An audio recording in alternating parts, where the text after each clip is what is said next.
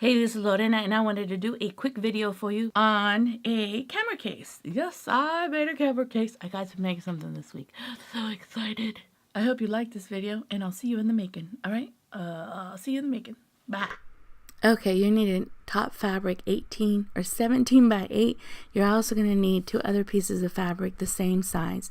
I cut a piece of Pellon the same size as my top fabric. This is a fusible foam Pellon, and whatever class you like working with the best, and a marking tool. I'm using my Fons and Porter's triangle ruler to make a line, and then I got my other ruler and started drawing a line every inch apart. After you do that, you get on your sewing machine and sew on top of those lines, and I did that all the way down, and this is what it looked like. Then I got my triangle ruler again and started doing the same process, drew a line and went down an inch after every line. Then I got my sewing machine and I started sewing away. This took me about 15 to 20 minutes, but it looks beautiful, creating all that beautiful texture. Now this is the fabric I use for my clasp. It is 2 inches by 6.5, and I just sewed a seam and then turned it around, and I sewed 2 seams to flatten that fabric. Now you are going to see the raw edge on the opposite end, and that's going to be okay. Okay, after you do that, you get your clasps and you feed the fabric into the clasp. Let me say this, whatever size your fabric you want it to be, or how long you want your clasp to hang, that's up to you. Then you're going to turn them on the opposite end with the seam out and sew a seam, and then trim off all the fabric. This is where the raw edge is to the top. And after you do that, you're going to turn this fabric right side out, and this is what it's going to look like with the seam after it's sewn. It's going to be nice and clean. I'm letting you know too, I'm going to sew there, there, and there, but on the top when I sew it to my top fabric when I'm making my camera case.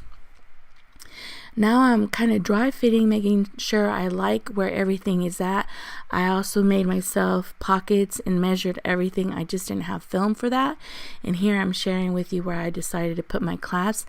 Measure in the center and make sure that your clasps connect when you do this. So in a minute you're going to see me dry fit everything.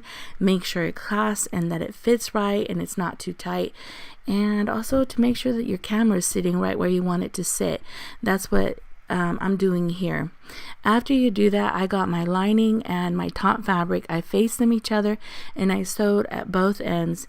Then I turned the fabric right side out and I sewed 2 seams here. You can only do 1, that's okay, but I like the look of 2. It looked cleaner and it laid the fabric flatter, and it also kind of gave the pocket a little bit more structure.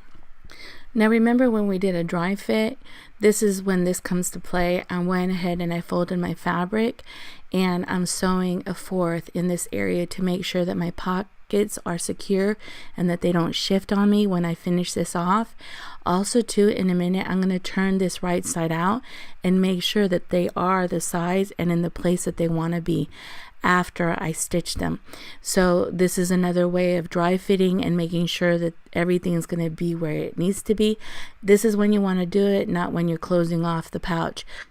Okay, now I cut myself a piece of fabric exactly the size of my pouch that I'm working on, and this is what's going to close off that inner lining, or it's going to be a different lining. I went ahead and I sewed all the way around and I left myself an opening, but in truth you don't need to do that. You could just sew the right and the left edges and leave the bottom open, but I'm sharing with you what I did initially. Here I sewed all the way around and I'm trimming everything off that is extra. So this is when you could kind of shrink your pouch the size you want it to be, or you could just do it right at the edge. I also trimmed the corners to make sure that there was not too much bulk, and then I turned my pouch right side out again with that little tiny opening that I left myself. Make sure that you push your corners out as much as you can, because there's a lot of bulk now there, and then you're going to go ahead and get your sewing machine and sew all the way around. This is a great time to push your fabric and your seams out to where they look nice and clean, and make sure that when you're doing the corners that you go nice and slow, because there's so much bulk here. I ended up popping a couple needles because I was trying to go too fast.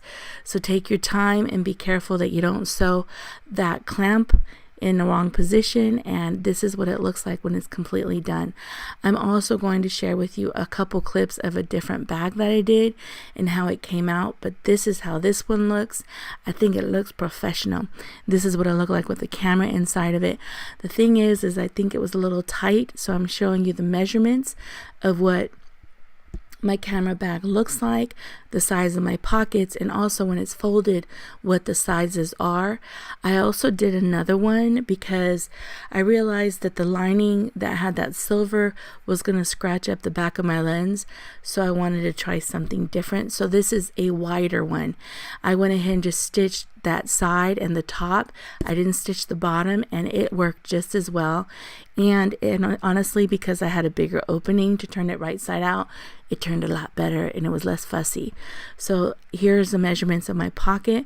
Do you see how my camera kind of slides in and tucks in a lot better?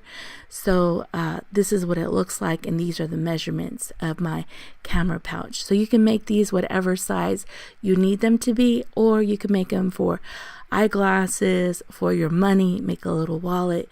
But yeah, I did it for my camera, okay? So these are really easy to make. I don't think it took me more than 30 minutes. Here I'm showing you different variations of how I sewed it. The first one I sewed all the way around. This one I just sewed the sides and I did not sew the tops. And also I'm sharing with you how I cross-hatched it in the front. Hold on, I should flip everything. Cross-hatched it in the front, and also how I just kind of just did one hatching on one side. I'm just sharing with you the different ways of you making them. I really do thank you for watching, and I'll see you on the next one, okay? Bye.